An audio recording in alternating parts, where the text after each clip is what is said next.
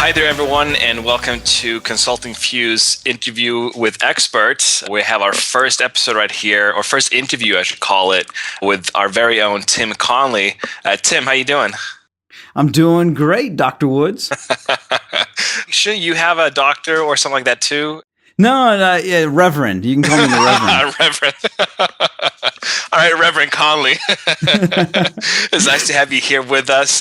This is our first in hopefully a long series of expert interviews where we talk to people like yourself and other consultants, and we talk about various topics. And I think for us in this one, we're going to start off with something that you've called mind management, which is the secret to success.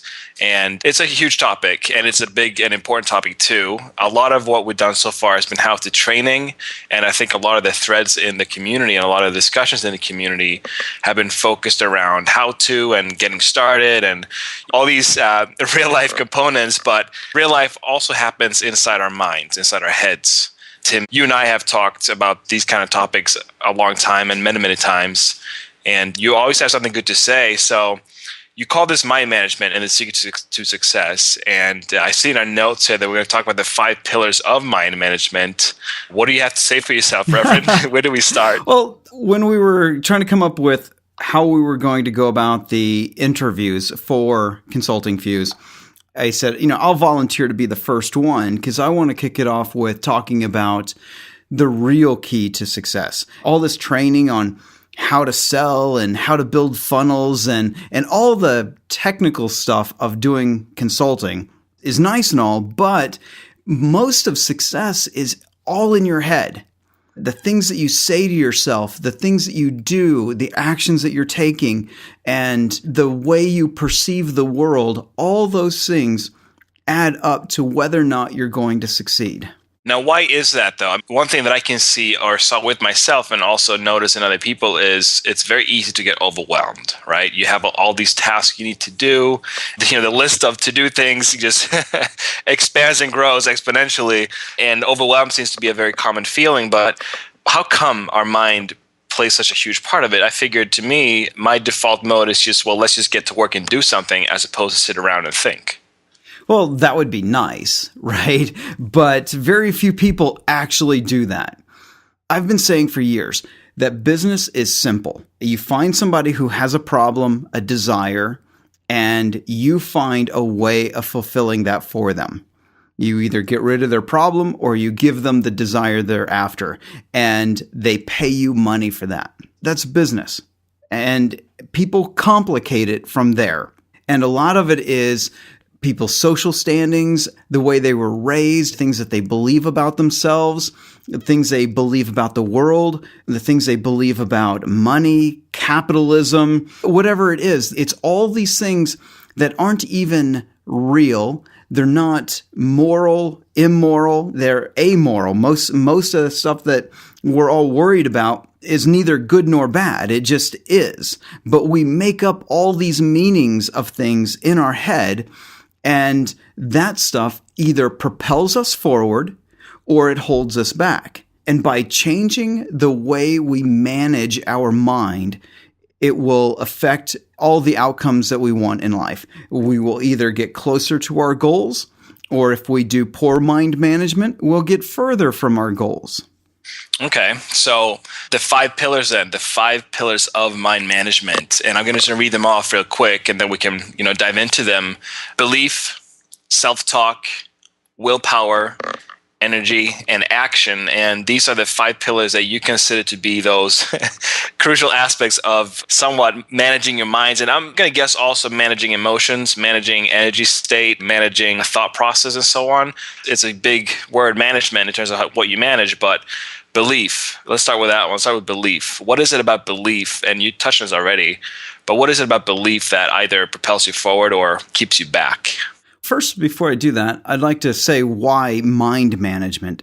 Yeah, right. Because so many things out there are about managing your time, your productivity, managing all these other things except for the root cause. Let's come up with a hack. Let's come up with a productivity hack, a time hack. Let's come up with something, right? As opposed to going to where the root of all this is, which is in our own heads. So we need to learn how to manage our mind. I've always been really attracted to Buddhism, and particularly Zen Buddhism and the particular meditation of Zen Buddhism, and how that's about calming the mind. But that's great for relaxation and everything, but not so much in productivity stuff, at least in my experience.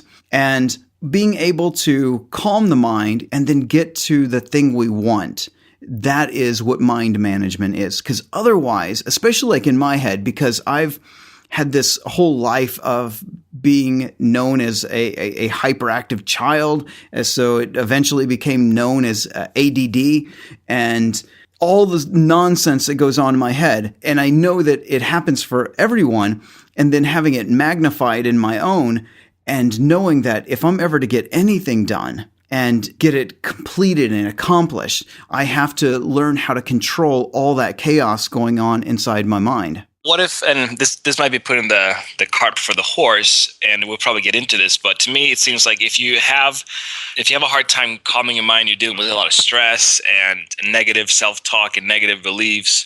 Where do you even begin, though, to kind of control that or manage that? It's just, how far can you go before it's too late, if you know what I mean? Like, not to get into a nutcase, I'm not saying about that, but sometimes it seems to me that helping yourself is not always possible or even that viable. Yeah, that's like that idea of you can't give yourself a great haircut.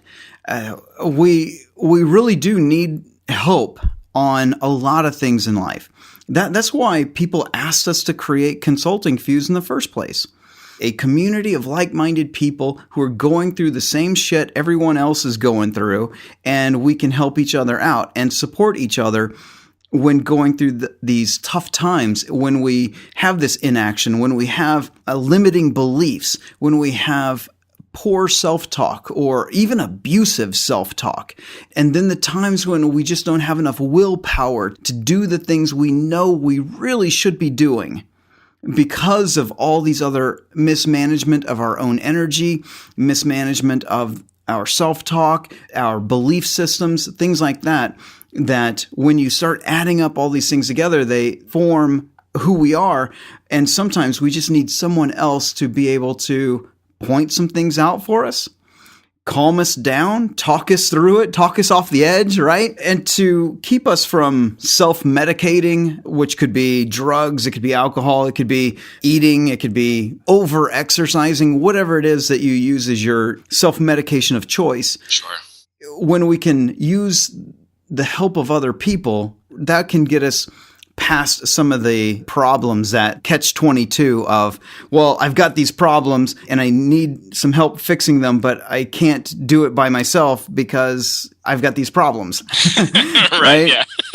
You talk yourself into a circle. All right, then, Reverend Conley, let's start with belief. What is it about belief that is crucial and important for managing your mind and your state and your emotions? First thing is to realize that most of our beliefs are bullshit. That's the first thing you've got to understand. Most of the things that you believe in your life were taught to you by other people that they didn't even know why they believed it. So certain things like believing in gravity, like most things that are like scientific fact, easy to believe in, to the point where you don't even have to think about them. You just go about your day. You're not worried that you're going to fly off into space, right? Gravity works. You don't even have to believe it, and it works. So facts are things that, whether you believe in them or not, they are. But our beliefs, the things that we think about ourselves, the things we think about the world, how it works, most of that is just made up. Someone else made it up, or to a very small extent, we made it up ourselves based upon the interactions we've had with other people and the environment since we were babies. And we end up with this cacophony of belief systems that some help us and some of them don't, and some just cause chaos in our own head. How can you make sure you actually interpret things right, though? And how can you make sure that any bad beliefs you have, how do you unmake them? How do you unbelieve them? Unbelieve them, right? Right? Yeah. Okay, so the first is to determine whether or not the belief you have is helping you or hindering you. To find that out, you have to actually look at what it is your results are. If you have a belief about not liking to sell, it'll show up in your business by the fact that you don't have any customers. Yeah. Right? If you don't want to call up a prospect and talk to them, then you've got some limiting beliefs about selling, and you probably have a limiting belief about rejection. That you're going to talk to this person and they're going to reject you to your very core. And unfortunately, that's not how humans behave. We all think other people are thinking about us, but they're not. And having raised a daughter, I've had to explain to her over and over again, where she was all freaking out whether or not people are going to like her or they're going to make fun of her for anything. Like when she first started getting pimples and she's like, oh, people are going to make fun of me about that. I'm like, no, they're actually going to be bothered by their own pimples. And they're going to be afraid that you're going to make fun of them. They're thinking about themselves just like you are thinking about you. Yeah. And so we have to understand that if we are not getting the results we're after, then we have some belief that is telling us not to go that direction. It could be something from your childhood. I guess in this particular kind of call, I will get a bit personal, like for myself, having a father that told me I was worthless, lazy, I would never amount to anything. That got ingrained in my core. Even though I didn't want it to, it made me very angry to be called all those things, but I had self-worth issues for most of my life. And every so often, they still creep up. Self-worth issues come in. And I'm like, oh, do I even deserve this? Do I deserve the things I've gotten in life? I feel like an imposter sometimes. And all because of certain things that were said to me when I was a child. But how aware are you of those beliefs, though? Because it seems to me that beliefs go so deep that you operate based off them, but you're not always conscious of them. That's how you can tell you actually believe something. You don't have to think about it to do it. Because if you say, I believe in whatever, but then you actively do the opposite of it, or you act as if it doesn't happen, then you don't actually believe it. There are certain belief systems where we just don't even think about it. That's how you know they're completely ingrained into who you are. If you have self-worth issues or, self-esteem and all that stuff, if you're having those issues and it shows up where you're not accomplishing what you want, you didn't even know this was happening until you sat down and consciously thought through it, then you understand that that is a real belief. Okay.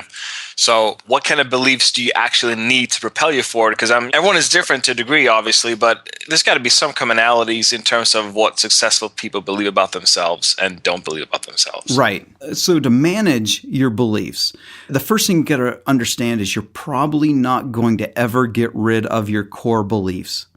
They are basically your DNA, your mental DNA. All those things that got ingrained in your head when you were 3 years old, 2 years old, they're still there and they're not going away. So instead of fighting to try to get rid of them, you try to replace them with better beliefs.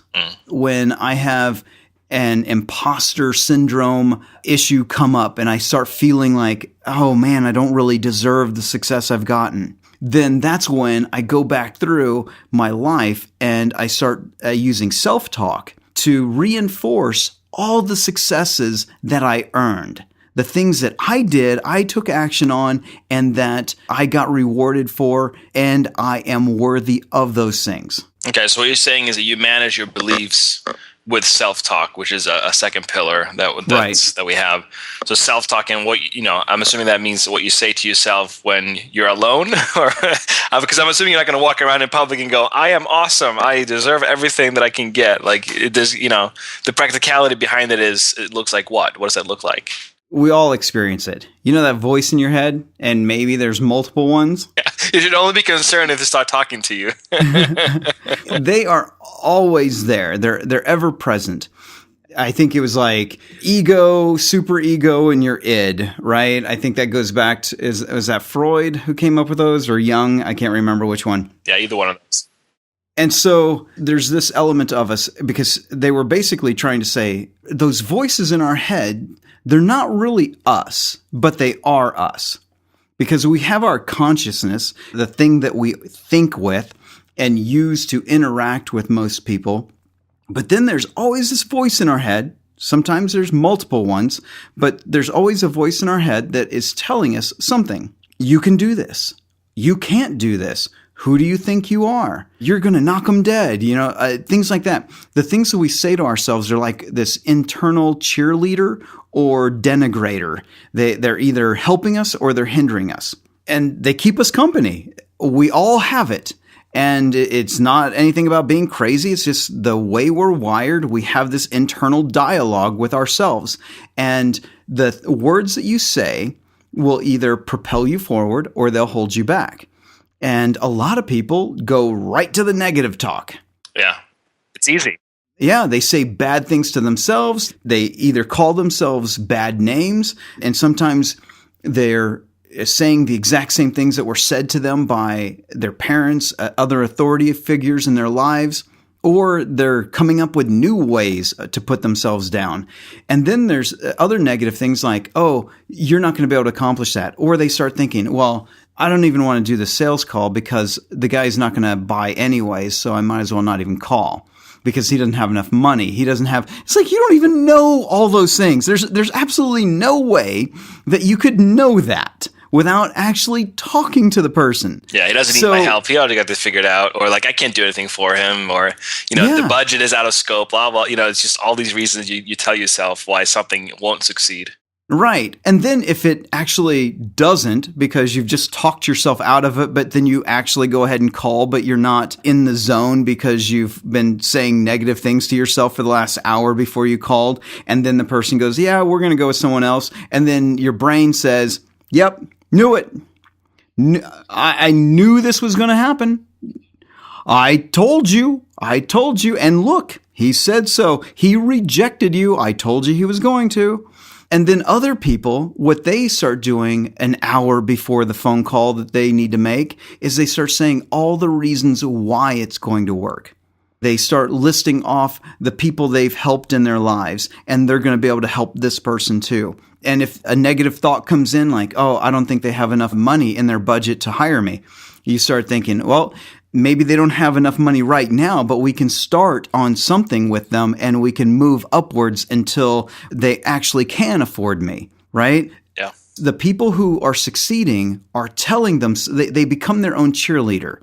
And there is a necessary willpower needed to get yourself to do the right self-talk. You have to be conscious of it. You have to then take a mental action to change the words you're using. Because as soon as you start changing the words that you're using, you get excited. Like, before I go to the gym, man, I don't want to do it. I'll go on and on about not wanting to go to the gym. But as soon as I get to the gym and I start going, I'm working out and everything, I'm like Rocky Balboa. Dun, dun, dun, dun, dun, dun, dun.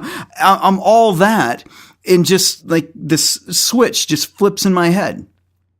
And now I become my cheerleader instead. What works for me is if I can start being that cheerleader ahead of time. Man, you can't wait till you get to the gym, because once you start getting to the gym, you're gonna start feeling better, and you're gonna feel better about yourself because you're gonna tone up, and you're gonna be like, yeah, dude, you look great, and you feel great, and all this stuff. And so I can start being a cheerleader to get myself going to the gym.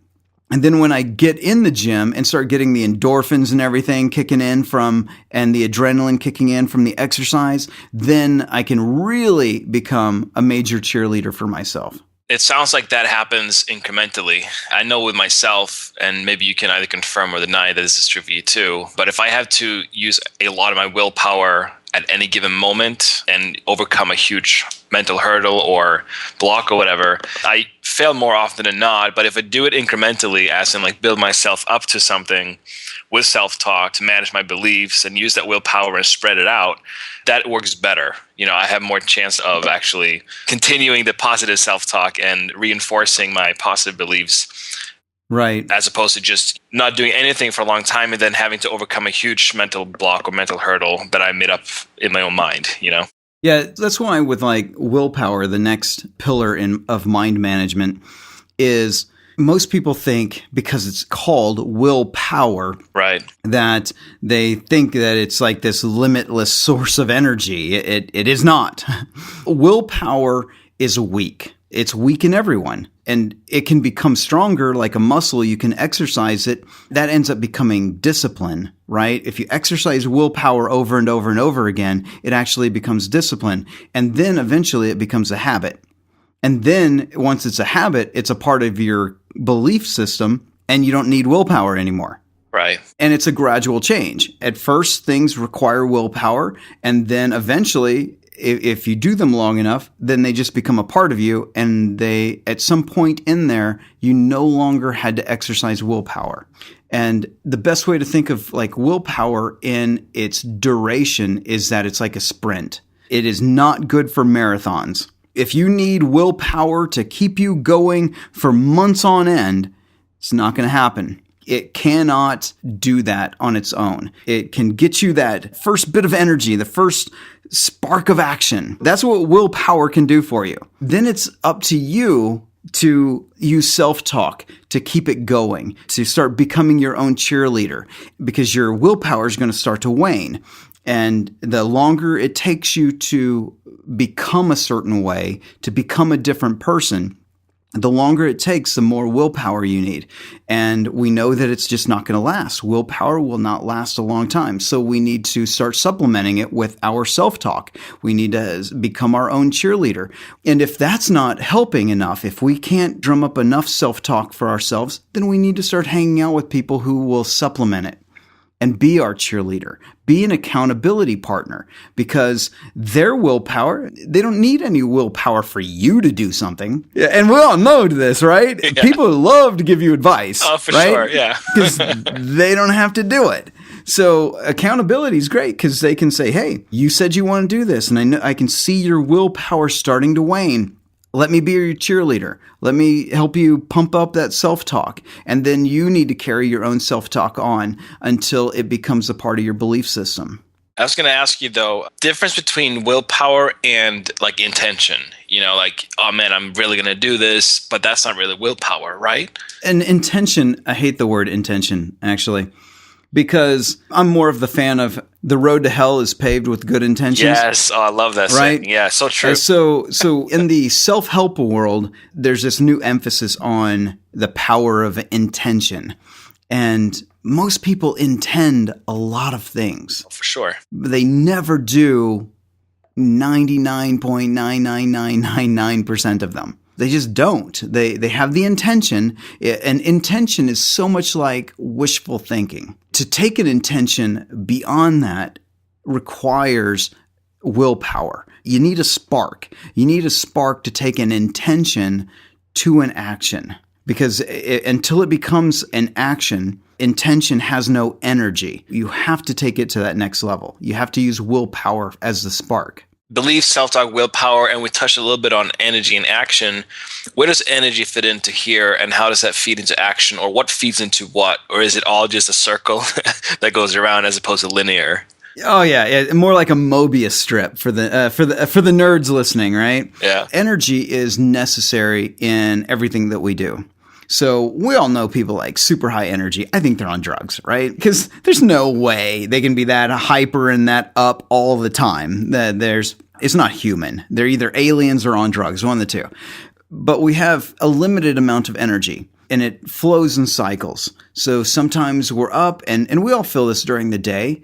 Some people have a burst of creative energy in the morning, and they get a lot of stuff done in the morning. But then the afternoons, they just completely crap out. And I'm actually like that. So I get a lot done first thing in the morning. And then my afternoons, I'm basically worthless. which carries on like into early evening. And then late at night, boom, I'm super creative again. I should be going to sleep, but I'm ready to get some stuff done. Yeah. That is my energy cycle. Then I get some creative stuff done. Then I go to sleep. I get up.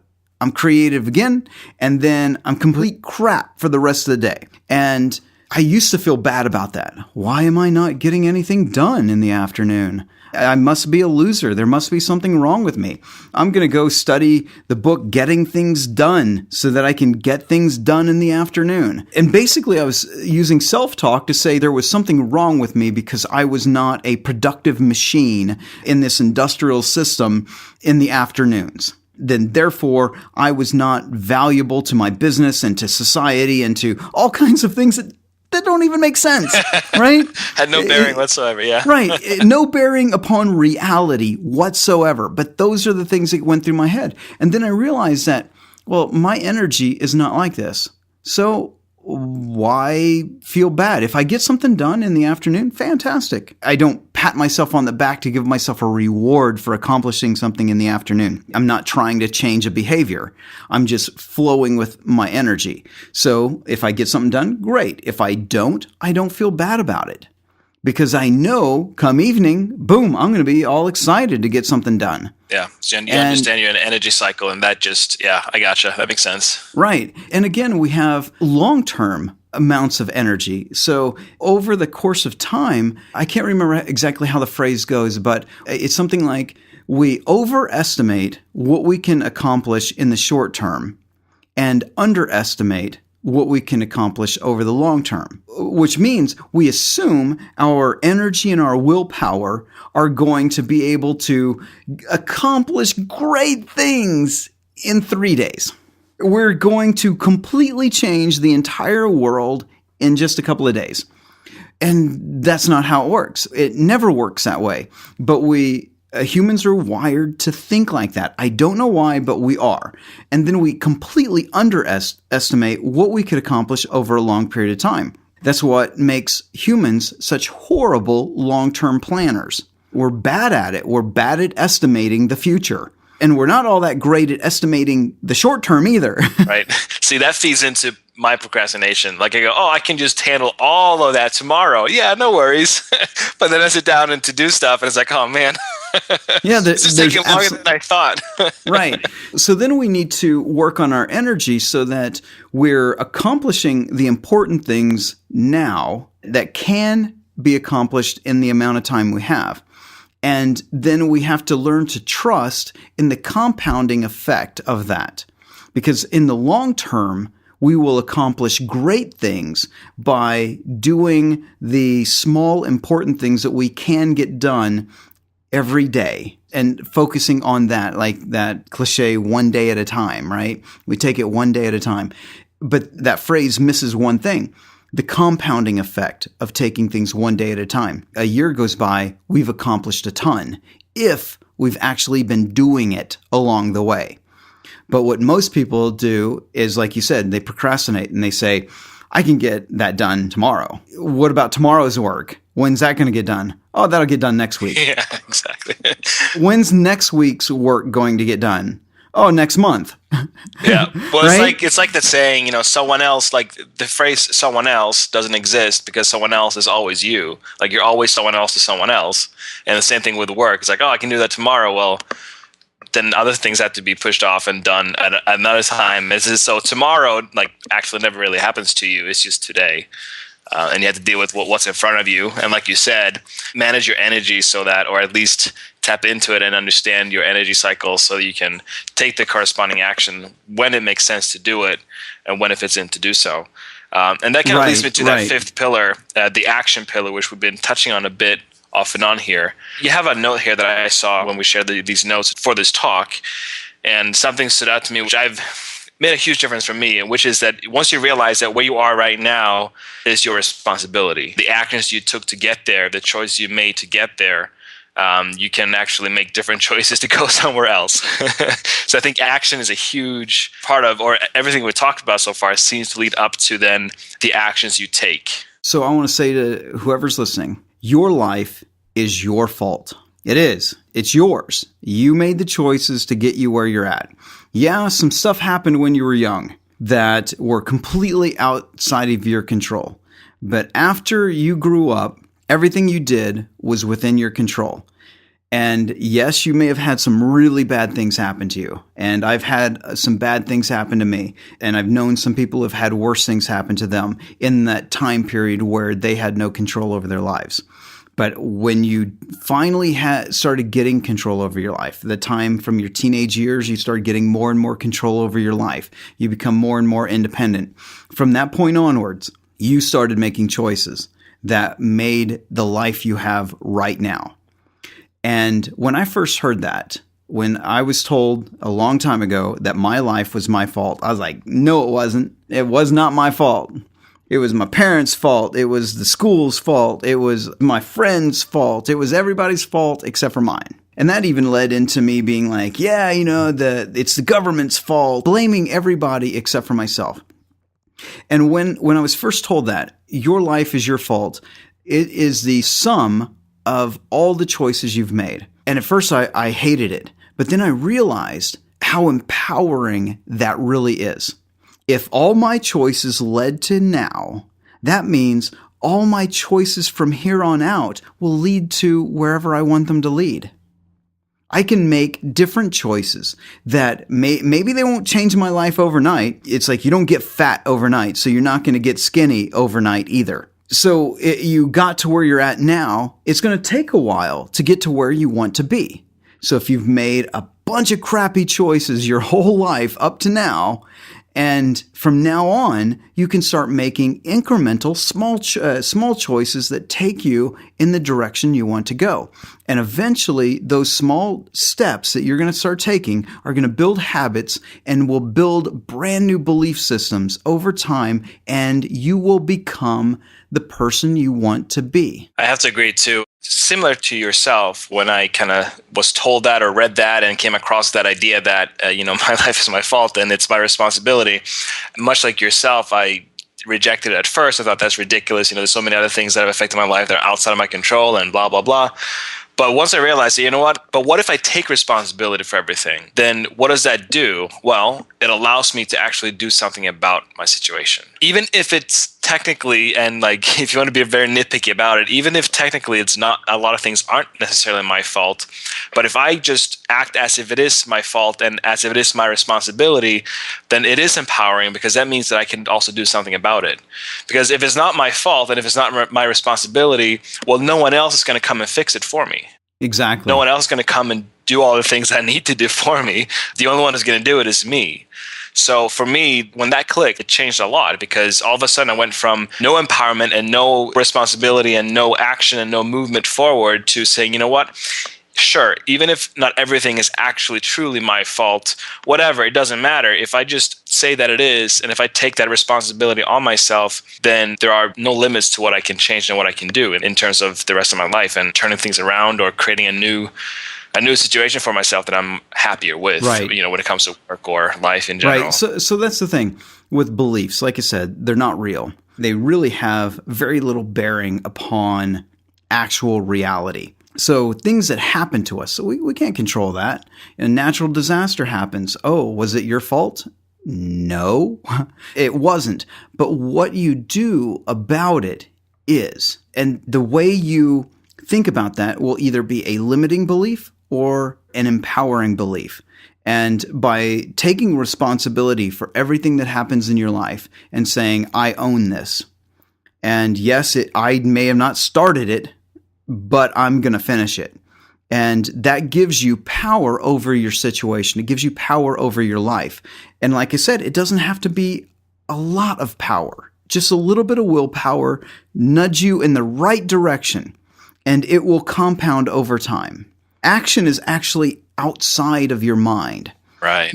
But they work in coordination. There's that saying, I don't even know if it's really true or not, but they say, if you're sad, make yourself smile and it will affect the way you believe. And I've used it with doing sales calls. People can hear a smile on the phone. Yeah, definitely. So I would make myself smile I mean, I was like terrified. They're going to reject me and they're going to hate me and they're not going to buy and all this stuff. But I'd smile, and that smile, they would hear it over the phone and they would respond to it.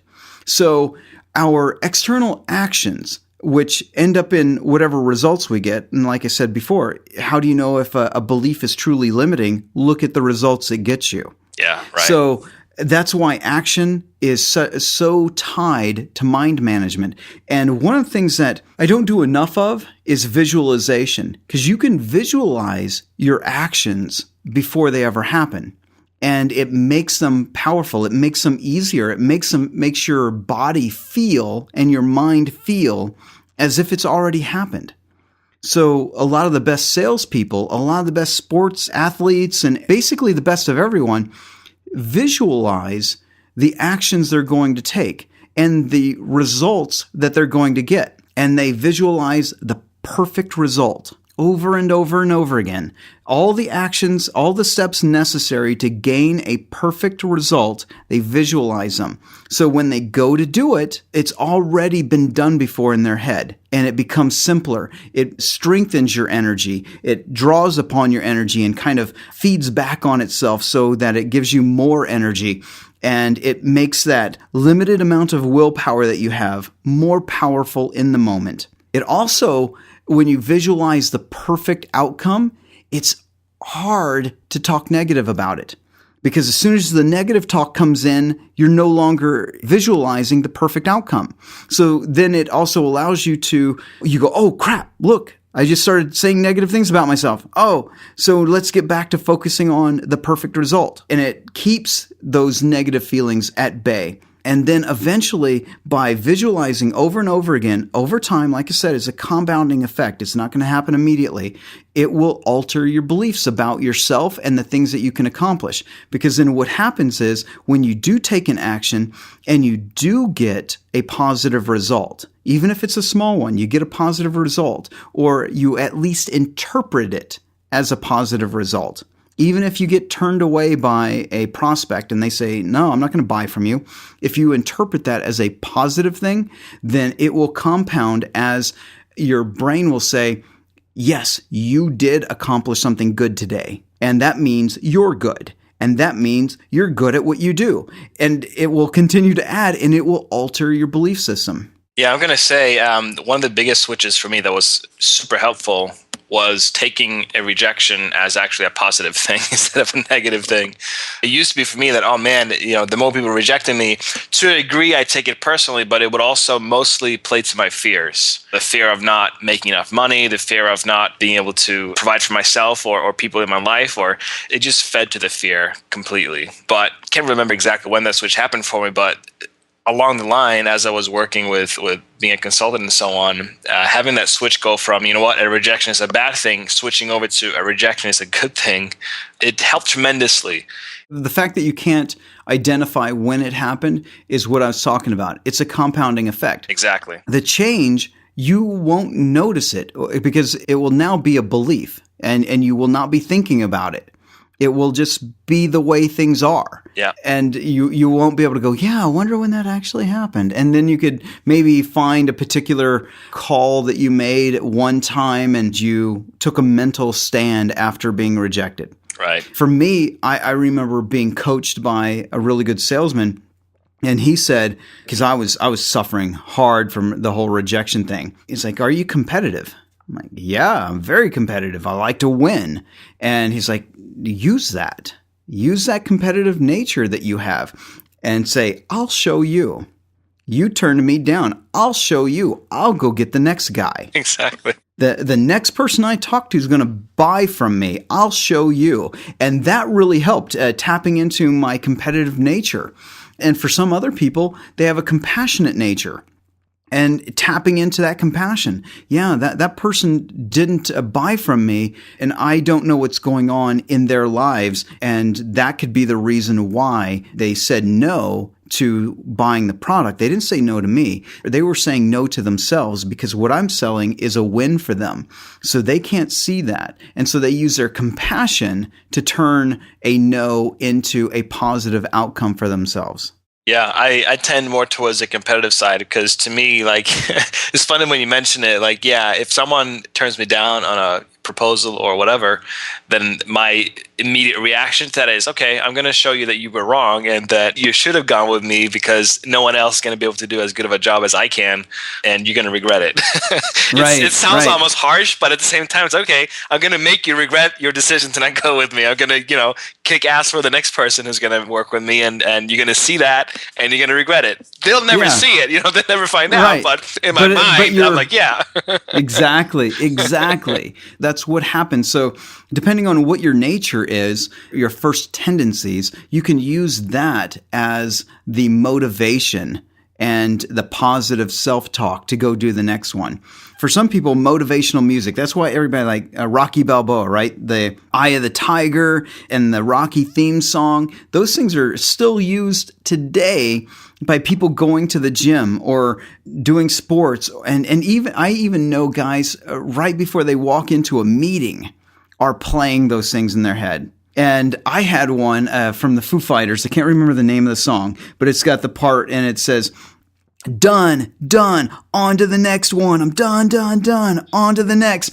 And I would chant that in my head. As soon as I walked out of one meeting, I was on to the next one. I was done and I'm on to the next. It becomes part of your cheerleader routine because you've got to get yourself pumped up if you want to succeed. And I keep referencing sales mostly because people are so afraid of it and have such a problem with it. But this is success in anything. If you want to succeed at something, you've got to be your own cheerleader so that you can get yourself over the really hard parts. Because your willpower just will not stick around long enough to get you there. So you have to use the other parts of your mind to get you to the place you want to be. Speaking of music, I have playlists of like music that psychs me up or whatever. One song that I've been into lately is Phil Collins, In the Air Tonight" or something like that. And like it's very slow in the beginning, but then at some point in the middle, there's a drum break that just and it kicks me into gear each and every time. Like I'm sitting there getting ready for work, opening my computer, play the song a little bit, opening up my email, and then as soon as that drum kicks in, I'm like, man, let's go close some deals. Let's go make stuff happen for my client. Let's get it done. So that reminds me that like part of the action, which this is like a sub part of that, and that's routine. There is liberty in routine. If you can develop routines in your life, then you don't have to think about them. Because if you force yourself into a daily routine, a routine that happens before you make a sales call, before you do your work, your best work, you get yourself into a certain state. And that requires a ritual that happens every single time. Yeah. Now, I actually prefer the word ritual to routine because there's something very sacred to this because it will get you what you want and it'll help you build the habit of success. So have a morning routine, have an afternoon routine, have an evening routine, have a routine that you use for a sales call, have a routine you use when you're going to sit down to do whatever it is that you do for a living. Have one that gets you into the right state of mind. I'm glad we got into that and tying that with the action. Like you said, I mean, I use the word routine, but ritual makes perfect sense too. Having a morning ritual, I do have that. I have an evening ritual too. The first one is to get me into the groove and into the mode of working in business and selling and so on. And the other one at the end of the day is more to like calm myself down and get into a nice relaxed state and just take the evening in a relaxed manner and rest up essentially after a day of just a lot of work.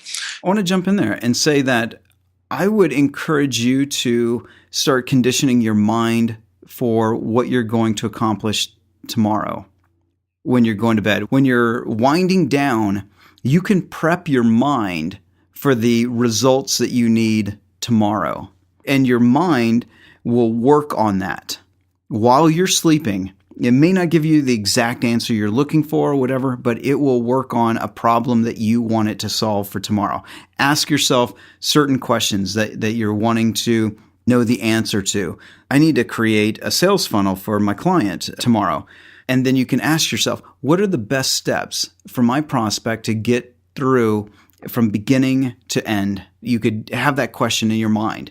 And then when you wake up in the morning and when you go to work, your brain's been working on solving that question. Yeah. Daily rituals are powerful. And like you said, it's funny how counterintuitive that is, but a routine or / ritual has a lot of freedom to it. Funny enough, it's definitely a lot of liberty once you have that ingrained. That is exactly right. I've told people this over and over again, and I've had so many people scoff at me and say, no, you cannot find freedom, liberty, and creativity within routines. It's just not possible. You need to get rid of structure. You need to get rid of those things to be creative and all that stuff. Not true. And I've told people, just test me out. Don't believe me? Test me out for 30 days. Build a routine, a daily routine that you're going to follow every single day for 30 days.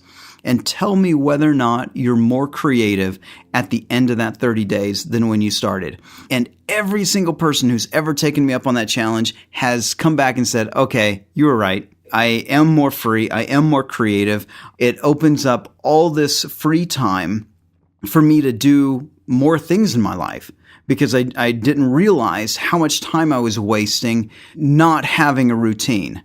And as soon as I put the routines in, I had more free time and more creativity in place. Yeah, it opens doors. And it's like a physical manifestation of your mind management, if you put it that way. It gives a nice reality shape to it, or at least for me in a way. Yes. Cool. Well, Tim, this has been very informative, very valuable. I like the 5 pillars. They make sense and they flow together. I like that because often I think when people talk about points about mind management, there's no cohesive structure to it. It's just a bunch of advice here and there. But the way beliefs work and self-talk, managing those beliefs and using willpower to get that spark going, tapping into energy cycles and having all that channeled towards action, I think that's a good structure. It's a nice cohesiveness to it. Good. Yeah, and I hope everyone listening is getting a ton of value from that too. I believe they will. All right, Tim, any final thoughts on this? Any final remarks? Something you missed maybe before we close it up? No, I'm just going to be cheesy and tell people to believe in themselves. Yeah. Everyone is a precious snowflake. Yes. You are unique, just like everyone else. Yeah, exactly. I like that one. That's good. All right. Well, this has been a very great start to our expert interview series. Tim, thank you so much for being on here. Glad we had this chat and glad we talked about mind management. It's funny how that actually affects. What percentage would you say? 80, 70, 90% of what you do every day happens inside your head? Probably greater than 90%. Yeah. Out of all the actions we take, there's hundreds and thousands of thoughts that we had before those actions were ever taken. Agreed. All right, Tim, thank you so much for this. It's been great, and I'll speak to you again soon.